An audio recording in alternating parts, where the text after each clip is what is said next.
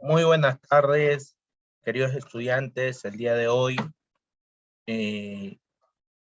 estamos realizando ya una sesión más, llegando al final del bimestre, con esta última clase de Historia del Perú.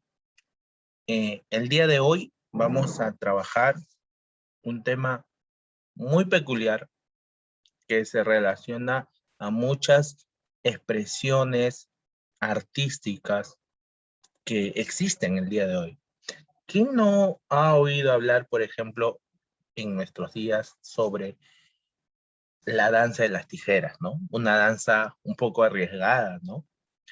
Bien me recuerdo algunas imágenes de artistas de danza de las tijeras, ¿no? Compitiendo con un grupo de breakdance, me parece, de Estados Unidos. Y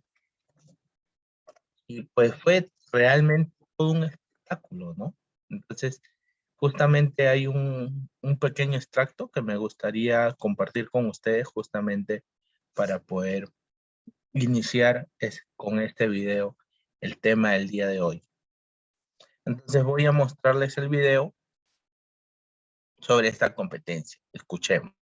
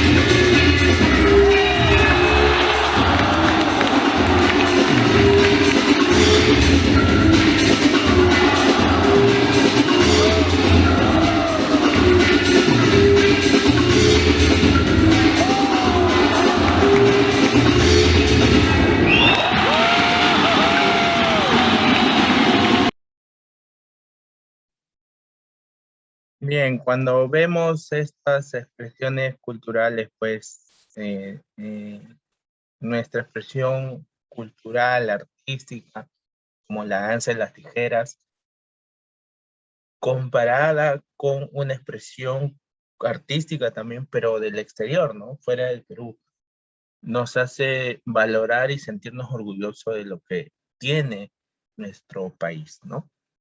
Ahora, la pregunta es, ¿qué tiene que ver esto con la historia? ¿Habrá existido algún momento en esta historia donde a las personas se les dio por ser artistas y bailar, bailar, bailar, hasta desenfrenarse, como lo vemos, hasta llegar a la felicidad plena?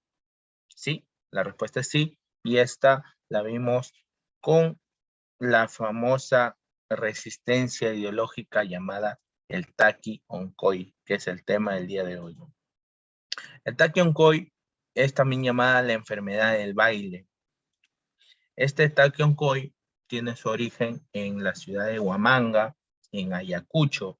Aproximadamente surgió hacia el año de 1560. Pero va a ser dado a conocer o va a ser conocida por los españoles. Recordemos que hacia ese año España, los españoles ya nos habían conquistado. Para 1565, o sea, 5 años después, empezaron a llegar noticias sobre este movimiento artístico, religioso, que iba por todos los pueblos y que había tenido su origen en Huamanga, Ayacucho.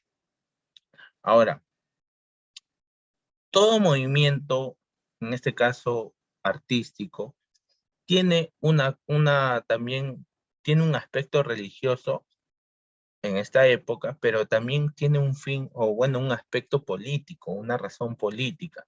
Recordemos que muchos indígenas en este sur del Perú, Huamanga, Arequipa, Cusco, Puno, Bolivia, que en ese momento pertenecía al Perú, no estaban muy de acuerdo con la cultura que los españoles traían. Es por eso que van a aparecer líderes, por ejemplo, Juan Chocne, quien va a ser el líder natural de esta resistencia religiosa. Juan Chocne va a recorrer gran parte del territorio andino, el sur, y siempre iba acompañado de dos mujeres que representaban a la Virgen María o a la Santa María y también a María Magdalena. Recuerden que ellos estaban en contra de este movimiento que los españoles trataban de imponer a la fuerza en el Perú.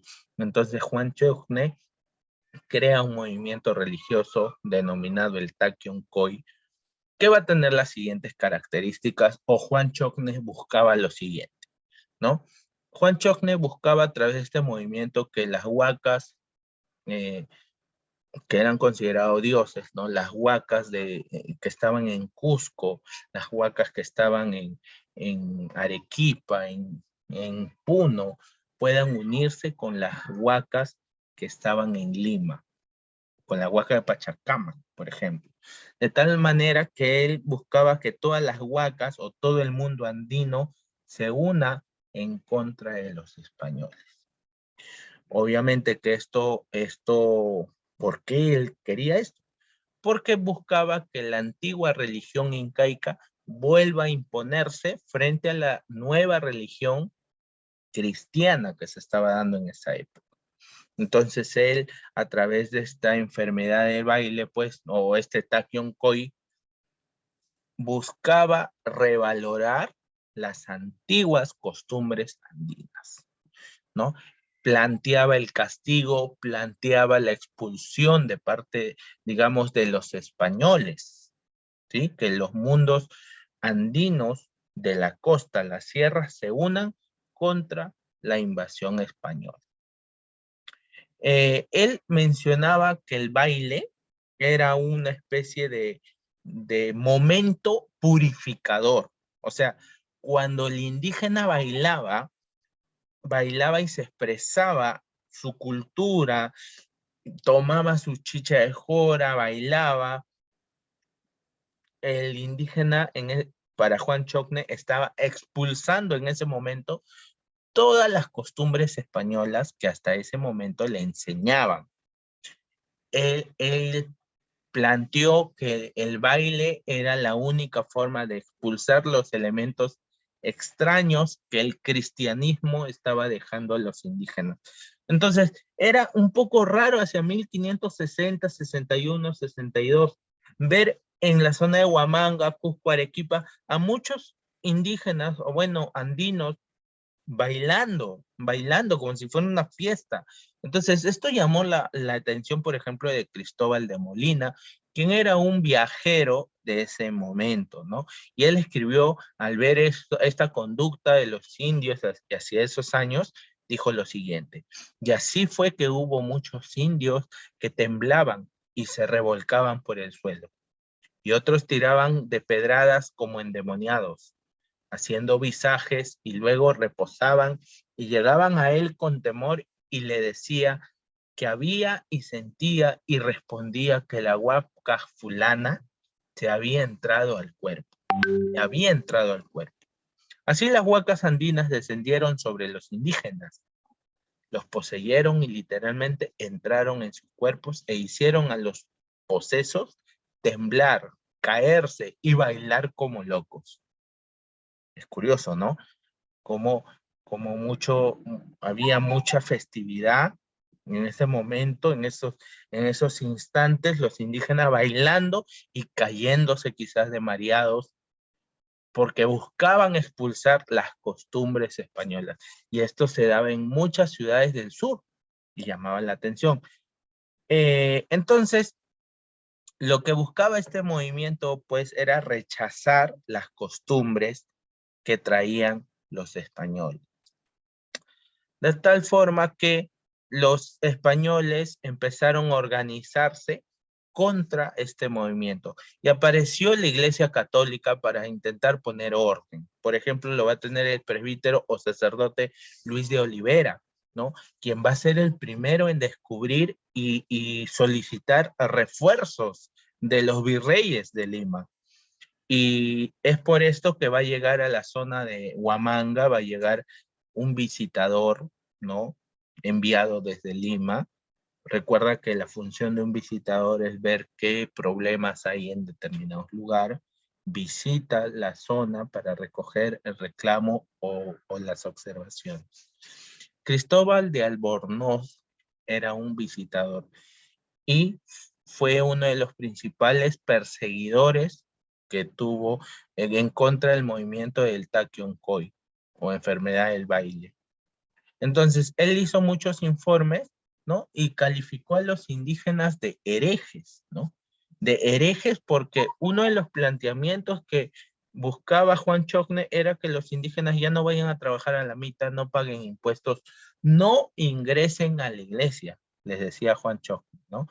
Entonces, Cristóbal de Albornoz obligó a muchos indígenas a retractarse, entre ellos los curacas, quienes tuvieron que rechazar en público las creencias andinas, ¿no? Y, y muchas mujeres también fueron recluidas al convento, como lo podemos ver acá en imagen, Cristóbal de Albornoz castigando a un curaca, ¿no? A un cacique. Es por eso que en el Perú se empezó una gran campaña de extirpación de idolatrías, dirigidas obviamente por el virrey y por la organización que había aquí en Lima. Uno de los principales extirpadores de idolatría va a ser Francisco de Toledo, pero recuerden que para esto, para poder concretar esto, se tuvo que tener el apoyo de los sacerdotes, ¿no? Los curas, que iban a los pueblos y ellos, ¿qué es lo que hicieron? Muchos restos, huacas, momias fueron quemadas para que los indígenas no siguieran adorando a estos ídolos, ¿no? Entonces, de esa forma se buscaba instaurar la religión católica, cristiana católica, a la fuerza. Este fue el movimiento del Takion-Khoi. fue muy importante. Y como vemos, uno de los rezagos del movimiento del Takkyonkoi lo podemos ver, lo podemos apreciar, que sigue vivo, ¿no? El Takkyonkoi se siguió practicando, pero de forma oculta. Y uno de esos rezagos lo podemos apreciar en el arte de los danzantes de tijeras. Entonces, cada vez que veas un danzante de tijeras, respétalo, porque él está trayendo al presente un movimiento surgido hacia 1560, ¿ya? Está revalorando un movimiento muy antiguo y nosotros tenemos que admirar y respetar y preservar este patrimonio cultural que es considerado un patrimonio inmaterial de toda la humanidad, la danza de las tijeras, y es peruano. Entonces acá tenemos algunas preguntas que podemos ir resolviendo. ¿Dónde surgió el Takkyonkoi? Recuerda que el Takkyonkoi surgió en Huamanga, Ayacucho, ¿no? Ayacucho. ¿Quién fue el líder religioso de el Takkyonkoi? Recuerda que fue el señor Juan Chocni, ¿no? Predicaba el movimiento, el líder del movimiento, que predicaba un rechazo a las costumbres y religión de los españoles. Siguieron al movimiento del Takkyonkoi. Tenemos a Cristóbal de Albornoz. Cristóbal de Albornoz, ¿no? Fue uno de los grandes perseguidores de este movimiento, ¿sí? Entonces, después de copiar esta parte, sigamos avanzando. En tu libro tenemos aquí una lectura, ¿no? La lucha contra la religión andina.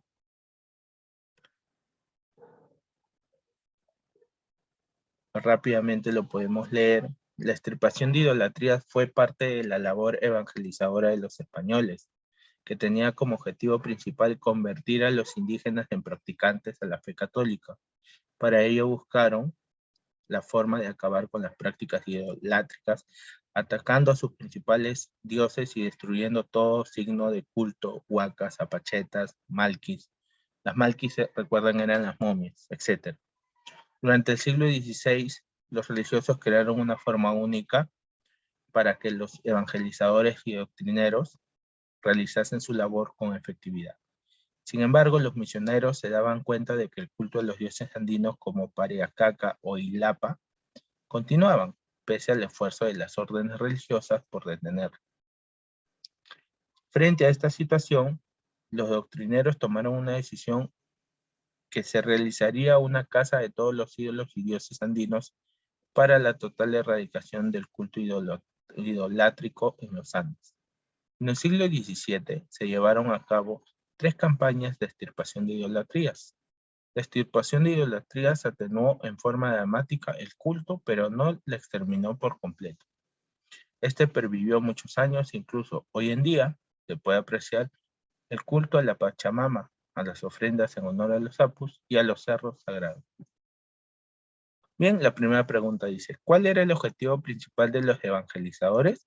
Recordemos que el objetivo principal era convertir a los indígenas en practicantes de la fe católica. ¿Cuál fue la estrategia que utilizaron los doctrineros para enfrentar a la religión andina? Para ello atacaron a sus principales dioses y destruyeron todo signo de culto, ¿no? Como huacas, momias. Muy bien. Sigamos avanzando, borremos la primera. Bueno, no borremos, sino sigamos avanzando y solamente distribuyamos mejor. Acá la primera. ¿Qué culto fue el más difícil de erradicar? El culto más difícil de erradicar fue el culto de Ariacaca, ¿ya? O también llamado Lapa, ¿no? También podemos decir que este fue uno de los cultos más. ¿Consideras que la religión andina sigue vigente en la actualidad? ¿No? Esto vamos a colocar, es una opinión personal, ¿no? Cada uno puede opinar si considera que la religión andina continúa viva. ¿Sí? Me parece que continúa, ¿cierto? Tenemos muchos ejemplos de eso. Borramos por acá. Y dice, elabora enunciados sobre el movimiento del Takion-Koy con palabras de recuadro. Bien, podemos elaborar una oración utilizando estas palabras. Por ejemplo, el movimiento del Takion-Koy fue planteado por Juan Chocne, ¿no? Recuerda que Juan Chocne quería unir las huacas de la región andina, la religión andina con la religión de la costa, como por ejemplo Pachacama. Él buscaba el retorno, ¿no? de